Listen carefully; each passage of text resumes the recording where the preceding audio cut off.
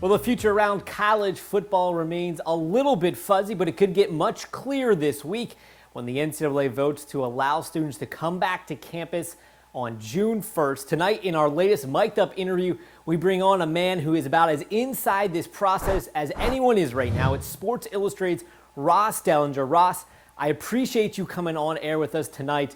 My first question is, does this vote pass on Wednesday to allow students to come back in June? Yeah, I think most people you talk to do expect the vote to pass. You know, the council can do one of three things. They can extend the ban that runs through May 31st. They can extend it, prohibiting players from returning to campus, or they can loosen it in two ways. They can loosen it to allow players to return to campus in work in a voluntary nature without coaches around, without interaction, or they can do the normal summer activities and allow coaches to actually interact and coach with players over the summer. Most think they're going to do the middle ground there, and they're going to allow voluntary workouts to start as soon as June 1. Lincoln Riley, Oklahoma's head coach, spoke out against this idea last week that I think he called bringing students back on June 1 stupid or something along those lines. Do you expect some teams to pretty much say, let's play this slower and do their own thing? I think so. Probably the states that it's going to be determined based on state governments and where the state governments are when it comes to their shelter at home orders. And the virus has obviously affected different places in varying ways. Some cities, regions, states have had a different impact on the virus. I mean, there are some states out there that never even closed, like Arkansas, maybe Iowa is one, never even closed because the virus impacts were so low. So in those states, it's obviously going to be easier and quicker to bring back people. But in states like California, which has been a little more cautious with reopening, you're going to see schools and school presidents not be able to invite players back on campus because of state guidelines. So it's all going to be based on state governments. Last week, you and Pat Ford co-wrote a piece just where you talked to commissioners all across the country. What's the one thing that surprised you most when you talked to everyone? Well, the optimism. I think there has been somewhat of a sea change among the power brokers in college football that we're going to have a fall football season in some way. It might not have fans, and maybe it gets delayed a little bit, but it seems like we're going to have some kind of fall season. So that's certainly something that stuck out. There's been so much pessimism, obviously, from for about 6 to 8 weeks of a football season and the threat of not having one, or it being a spring season, a lot of crazy scenarios, I think, thrown out. And now we're starting to realize after talks with those commissioners that there's a little more optimism on not only players, as we just talked about, returning in June, but there being some kind of summer, 6-week training camp starting in mid-July and leading up to maybe kicking off on time.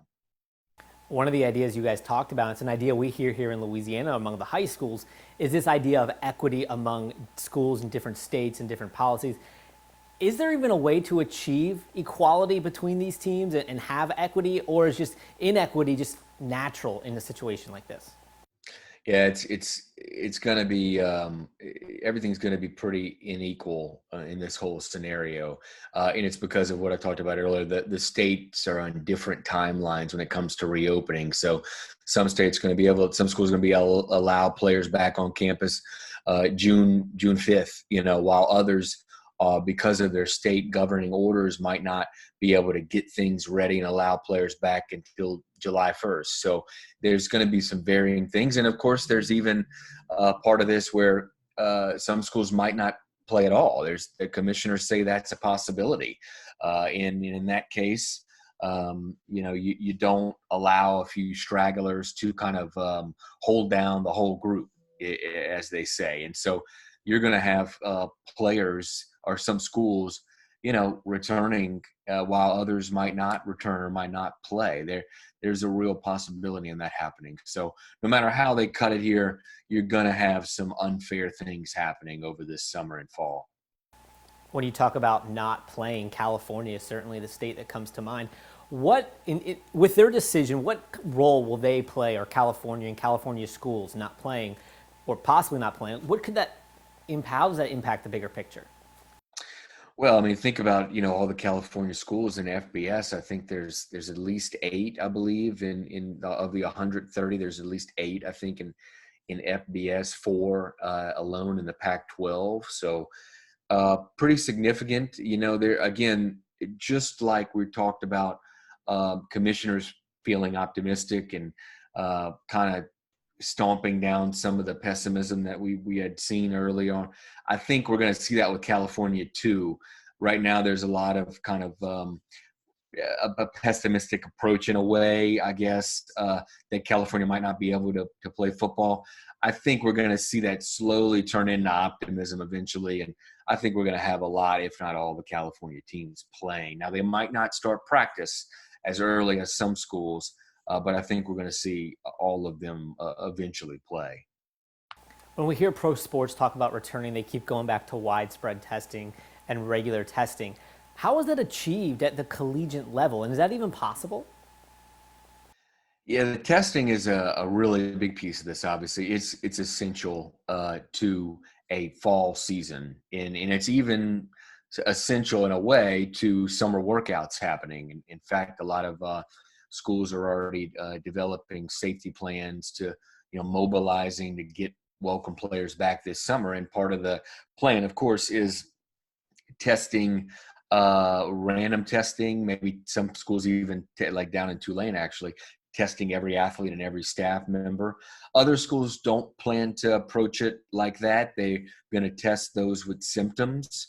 But by the fall, everybody's going to have to be tested at least once a week before you have two schools meeting on a field and players, sweating on each other. And as one doctor said, slobbering on each other. Football is obviously a physical, very contact heavy sport. So you will, by that time, have to have everybody tested. And hopefully by that time, you have widespread testing, you have an abundance of it, and maybe it'll be a little more efficient too. If we do play football in the fall, there is the idea that there will be fewer fans, if fans at all. How does that affect and impact the smaller conferences where the money they make at the gate is just goes so much further than maybe at LSU? Yeah, the Power Fives, like a place like LSU, I mean, they make a lot of their money off of football TV deals and TV contracts. So, that might not be impacted as much as the obviously ticket sales will. That is something we are seeing. It's going to be pretty much impossible to fill up a football stadium and to sell it out. I don't think that's going to be allowed. And so you're going to have even Power Five schools like LSU are going to take a hit on maybe only selling 20,000 tickets to a game instead of 100,000. That's going to be a hit. But as you mentioned, for the places like the Cajuns in Lafayette, Louisiana Tech, all those places, all those schools on the Group of Five level, they don't get as much TV money, and they rely so much heavy on the ticket sales, and not having them or a portion of them is going to be a blow to a budget. There's going to be places that are going to be shutting down sports, like we've seen, in order to save expenses. There's going to be schools potentially tapping into some kind of reserves, or slashing salaries, cutting positions. So we're going to see that. Has anyone said from the G5 level that playing without fans is actually going to cost them more money than not playing at all? That's a good point. I don't think that's been talked about. I think it's because no matter what, and from talking to G5 ADs and administrators, it is worth them playing even without fans or a limited number, because there are donations obviously tied to football and winning in football. And there's still some TV money that they're going to get, hopefully, from playing in just football games. Even if you don't have, 30,000, 40,000, and can't fill up your stadium and get that many people, maybe you get 5 or 10,000, and still those will give you some concession money and will give you some, people just being on campus. So I think from several perspectives, I think it's going to be worth it for them to have football. But certainly they're going to be taking a hit by losing 50+% of their ticket sales. What do you think is the biggest question that still there are no answers to as we move forward? Oh man, there's so many.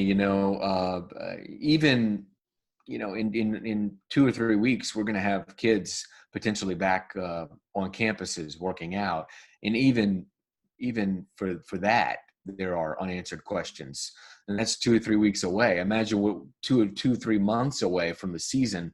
There's so many. Testing, as we talked about earlier, is one of them. How do you get enough testing? When to test?